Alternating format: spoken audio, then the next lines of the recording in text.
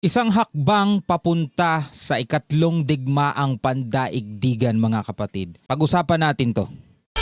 I'm just a young nigga chillin' on it. First time I seen ice was a Ayon dito sa isang Facebook page na Conscious mga tol, one step from World War III. If the US touches a single Chinese tanker in Hormuz, China would enter the war. Kung sakasakali man daw mga kapatid na galawin ng Amerika ang kahit isang Chinese vessel o tanker dito sa Strait of Hormuz, papasok daw ang China sa gera. Kung naaalala ninyo mga kapatid, nag-anunsyo si US President Donald Trump na magkakaroon ng US blockade dito sa Strait of Hormuz matapos ngang maging fail o mabigo ang inaasahang US and Iran deal.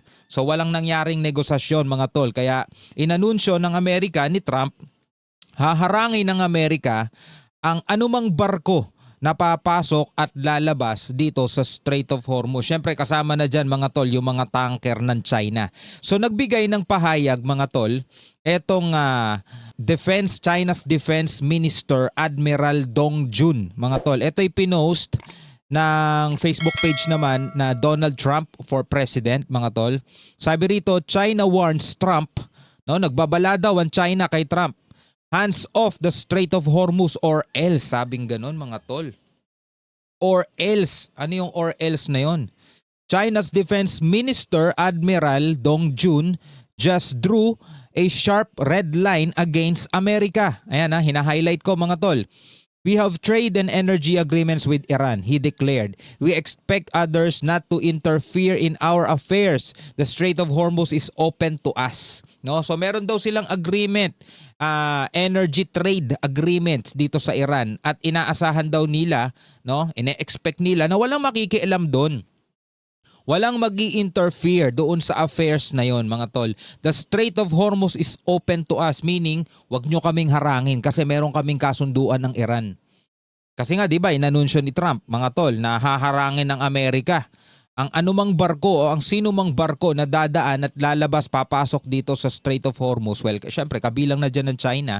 Ngayon, sabi ng China mga tol, hands off, the Strait of Hormuz or else.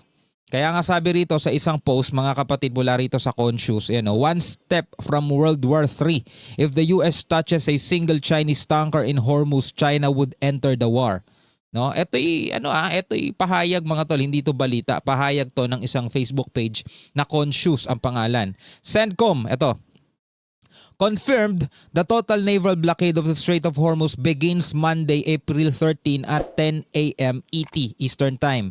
Trump ordered the interception of any and all ships entering or leaving the strait, including those that paid tolls to Iran. Here's the problem. The main vessels transiting Hormuz with Iranian permission have been Chinese oil tankers. Yun nga.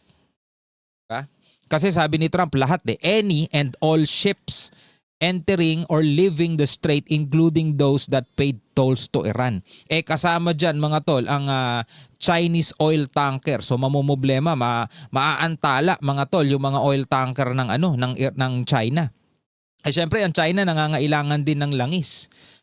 Sabi rito, China is Iran's largest oil buyer, pinakamalaki na buyer ng langis dito sa Iran, etong China. Throughout the war, its tankers have crossed the strait under Iranian protection, paying in yuan directly to the Revolutionary Guard. Trump just ordered the interception of exactly those ships. Kasi nga mga tol, mga nagbabayad daw ng toll dito sa Iran. Throughout the war, sa buong digmaan, itong nakaraang isang buwan mahigit na digmaan, China lang mga tol ang nakakapaglayag dyan under the protection daw mga tol ng Revolutionary Guard o yung IRGC, yung mga militar ng Iran, at nagbabayad daw sila ng yuan, Ano 'yun? Pera ng China, Tapos dito, sabi rito, experts warn this is the most dangerous point of the conflict. If the US stops boards or attacks a Chinese tanker, kung gagawin ng Amerika yan, sabi rito, Beijing would have to respond. China already vetoed the UN resolution on Hormuz alongside Russia is reportedly preparing to ship air defense system to Iran, and Trump already warned Beijing of big problems. Isa rin yan sa mga naging balita nitong nakaraan, mga tol. A U.S. Naval Institute analyst puts it this way: none of the options are clean. Escalating against China would drag the world into a conflict between its two largest powers.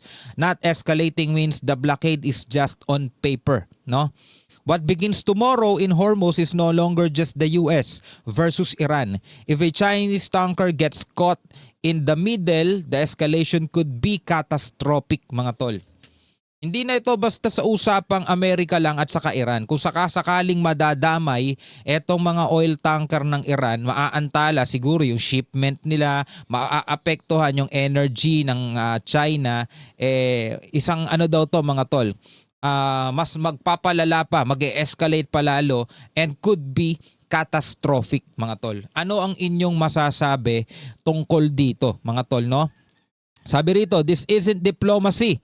It's a direct shot at President Trump's tough talk of naval pressure and blockades to choke Iran's oil flow and drain in Tehran. China gets most of its Middle East energy through that narrow choke point, yung Strait of Hormuz nga.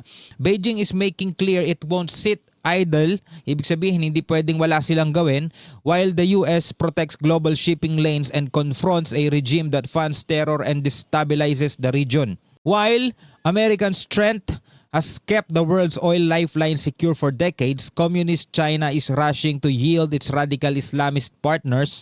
This moves risk turning economic friction into a dangerous showdown with global energy prices and U.S. interest squarely in the crosshair. Trump's team sees the threat for that it is weakness masquerading as bluster from a rival desperate to prop up its supply chain. America won't be lectured by Beijing on non-interference while China floods the world with cheap goods and ignores Iran's provocations. The message from Washington should be simple. Don't test us. Nako po, mga kapatid, ito yung naging sagot nitong page na to na Donald Trump for President. Hindi natin alam kung ito yung official Facebook page ng team ni Donald Trump, mga kapatid. Pero ang sabi rito, the message from Washington should be simple. Huwag nyo kaming subukan. Comment ka na lamang, mga kapatid, sa ibaba. Ano kaya ang mangyayari sa ating daigdig, mga tol, kapag na-involve na ang China, mga tol, dito sa lumalalang digmaan dito sa Iran, sa Middle East, sa Amerika, sa Iran, mga tol. Kasi bagamat nagkaroon ng ceasefire, walang nangyaring kasunduan, at ngayon, mga tol, is mukhang magkakaroon na naman na panibagong eskalasyon o digmaan dito naman sa Strait of Hormuz. At ngayon nga, sabi rito, mga tol, sa Conscious, one step from World War III. If the US touches a single Chinese tankers in Hormuz, China would enter the war. Anong masasabi ninyo dyan? Comment na lamang kayo sa ibaba.